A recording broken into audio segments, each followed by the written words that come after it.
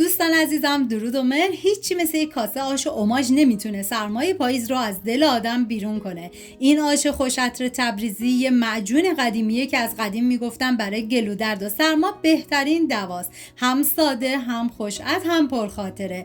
بریم که با هم دیگه طرز تهیه‌اش رو ببینیم.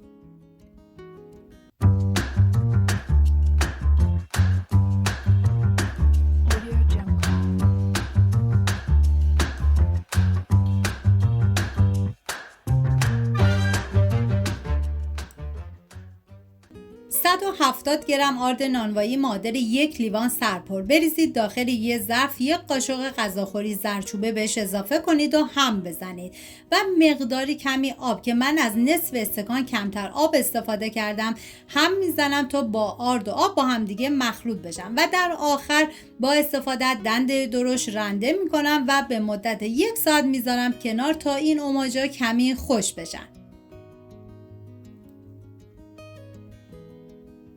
و ما برای این آش خوشمزه نیاز به پیاز ریز داریم که میتونی از پیاز سفید یا زرد استفاده کنی که من از 21 عدد استفاده کردم و 130 گرم عدس معادل 1 لیوان از شب قبل خیس کردم و بعد میریزم داخل قابلمه. ادویه های این غذا نمک و فلفل و زردچوبه است. من چون از استاک میخوام استفاده کنم نمک این غذا رو حذف کردم.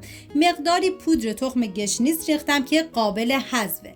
حالا مقداری آب میریزم. الباقی رم استاک گوشت که در قدیم از آب قلم استفاده میکردم. اگه شما آب قلم داشتید اضافه کنید، فوق العاده خوشمزه ترش میکنه. عزیزانی هم که وگان هستن میتونن کلا استاک آب قلم رو حذف کنن، به جاش آب جوش رو اضافه کنن.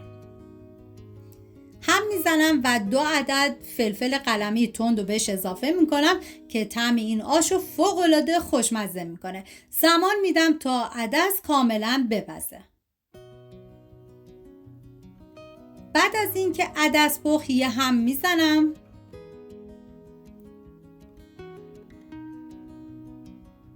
و ما نیاز به سبزی تازه داریم. سبزی این آش شامل تره و ریحون و مرزه است که من از هر کدوم 2 دسته استفاده کردم و ریزشون کردم و به آش اضافه میکنم. هم میزنم و زمان میدم تا سبزی بپزه.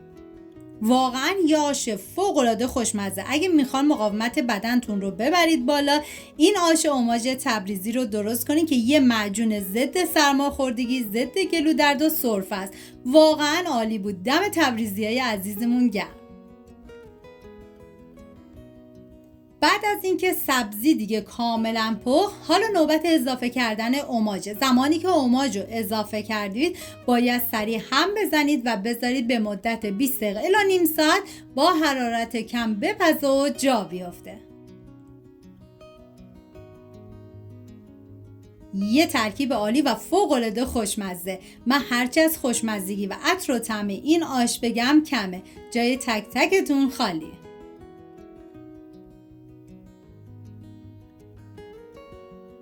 اینم از آش ما از دل سرمای تبریز تا گرمای خونه های ما.